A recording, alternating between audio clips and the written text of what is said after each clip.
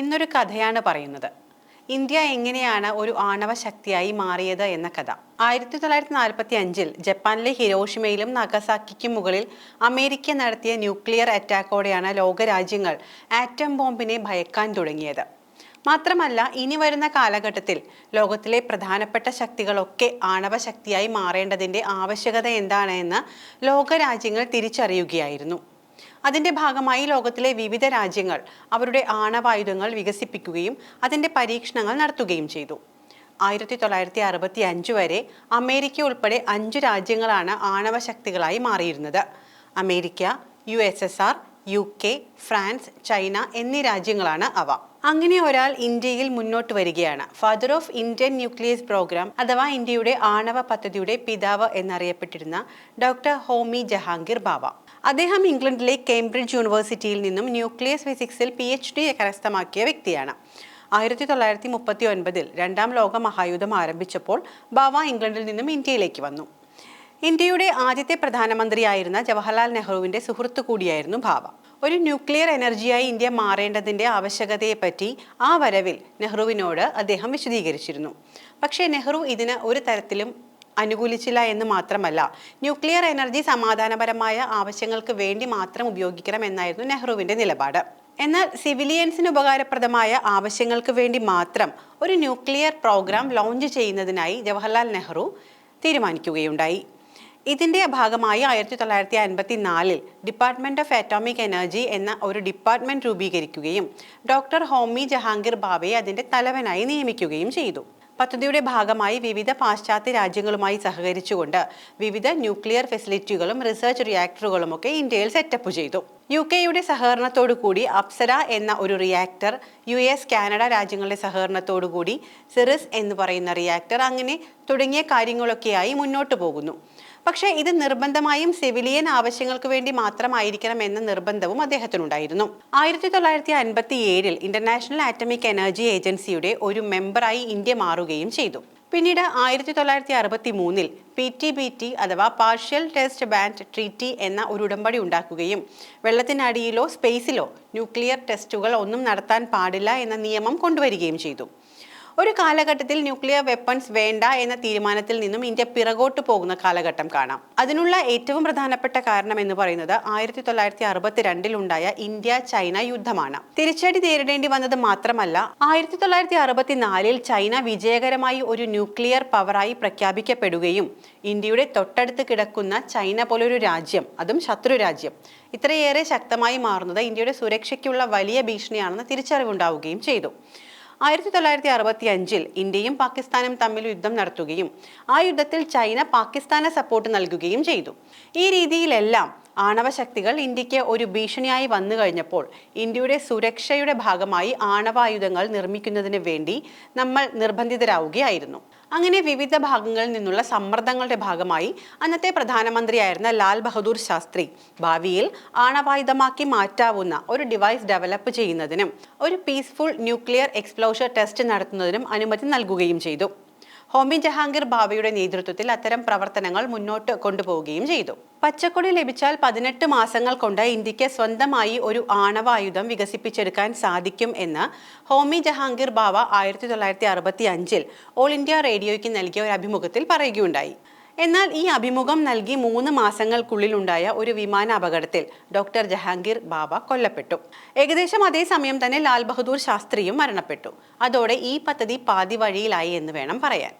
പിന്നീട് 1968 ജൂലൈ മാസത്തിൽ ലോകരാഷ്ട്രങ്ങളെല്ലാം ഒന്നിച്ചു ചേർന്നുകൊണ്ട് ഒരു ന്യൂക്ലിയർ നോൺ പ്രോലിഫറേഷൻ ട്രീറ്റി മുന്നോട്ട് വെക്കുകയും 191 ലോകരാഷ്ട്രങ്ങൾ ഈ ഉടമ്പടിയിൽ ഒപ്പുവെക്കുകയും ചെയ്തു. പക്ഷെ എല്ലാവരെയും ഞെട്ടിച്ചുകൊണ്ട് ഇന്ത്യ ഈ ഉടമ്പടിയിൽ നിന്നും പിൻവാങ്ങി.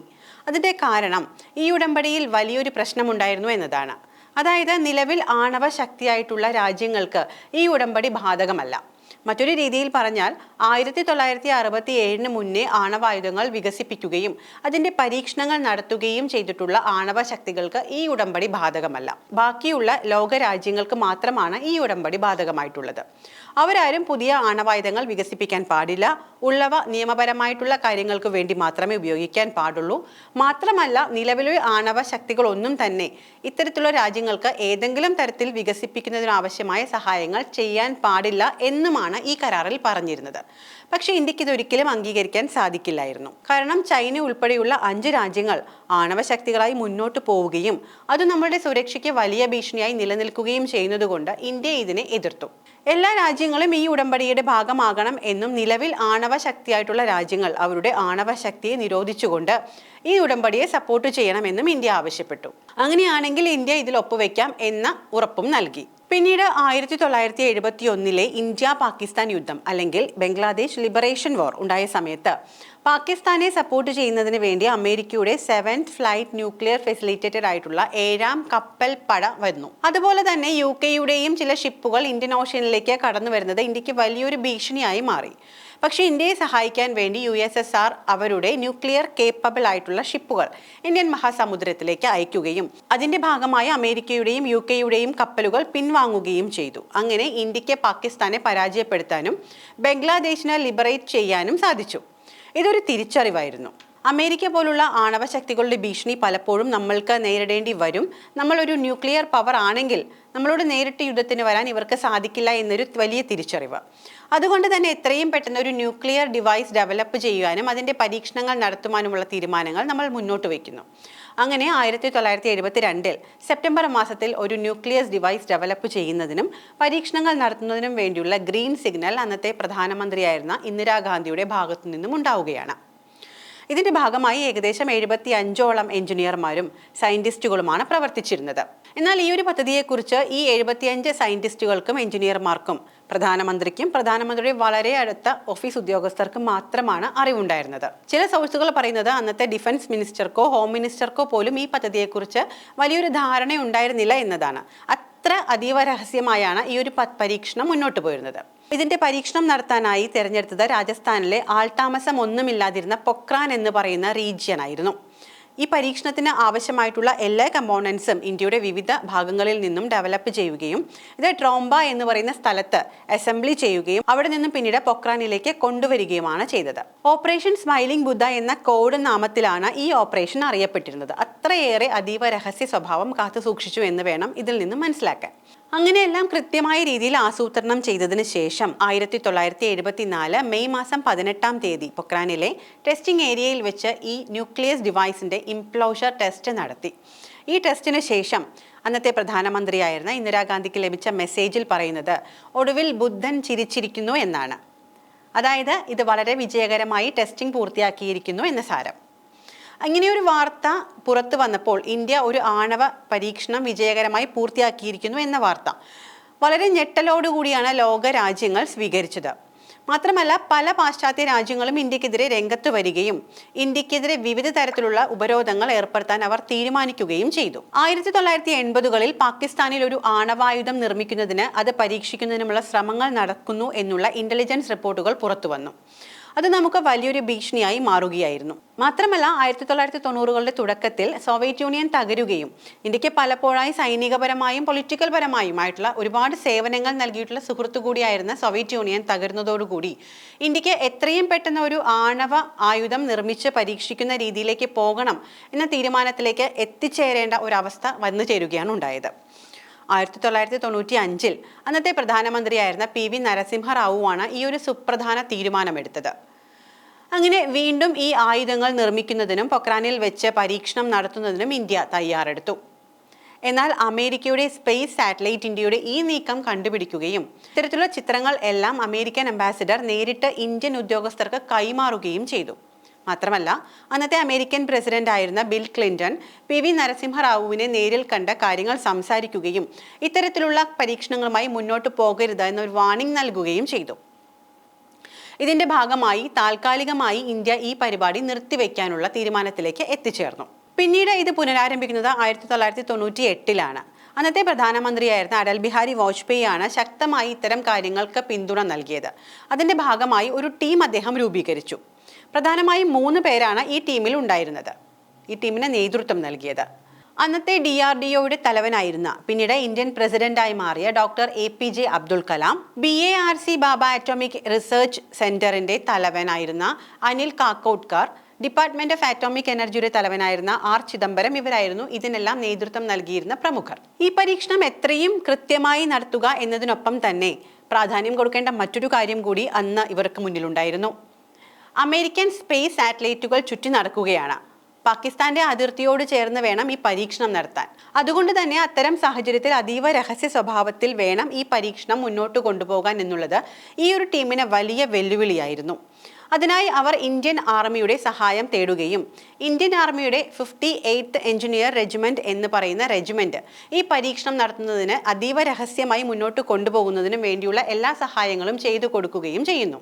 മരുഭൂമിയിലെ മണൽ കൂനകളെ ഇവർ മറയായി എടുക്കുകയും അമേരിക്കൻ സാറ്റലൈറ്റിനെ കൃത്യമായി നിരീക്ഷിച്ച് കാൽക്കുലേറ്റ് ചെയ്യുകയും ഈ പരീക്ഷണത്തിന്റെ ഭാഗമായുള്ള പ്രധാനപ്പെട്ട കാര്യങ്ങളെല്ലാം ആക്ടിവേറ്റ് ചെയ്യുകയും എല്ലാ രാത്രികളിലും വേണം ഇത്തരം പരീക്ഷണങ്ങൾ നടത്താനെന്ന് തീരുമാനിക്കുകയും ചെയ്തു.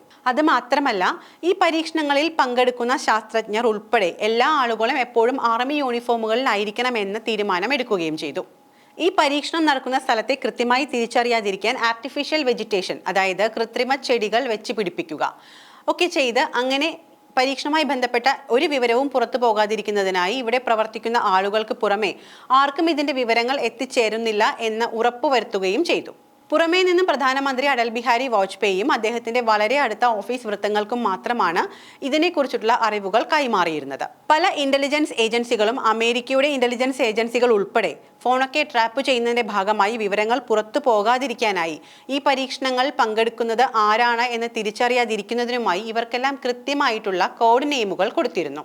ഡോക്ടർ APJ അബ്ദുൽ കലാമിന് മേജർ ജനറൽ പൃഥ്വിരാജ് എന്നും R ചിദംബരത്തിന് മേജർ ആർച്ച് ജനറൽ നടരാജൻ എന്നുമൊക്കെയാണ് വിളിച്ചിരുന്നത്.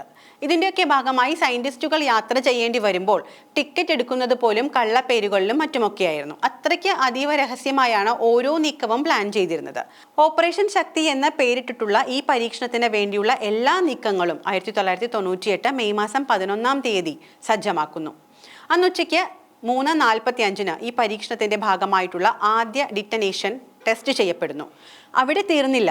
അതിനുശേഷം 2 ഡിറ്റനേഷൻ ടെസ്റ്റുകൾ കൂടി നമ്മൾ വിജയകരമായി അവിടെ നടത്തുകയുണ്ടായി. ഇത്തരത്തിൽ 3 എക്സ്പ്ലോഷർ ടെസ്റ്റുകൾ നടത്തിയതിനു ശേഷം അന്നത്തെ പ്രധാനമന്ത്രിയായിരുന്ന അടൽ ബിഹാരി വാജ്പേയി മാധ്യമങ്ങളെ കാണുകയും ലോകത്തിനു മുന്നിൽ ഇന്ത്യ ഒരു ആണവ ശക്തിയായ വിവരം അറിയിക്കുകയും ചെയ്തു.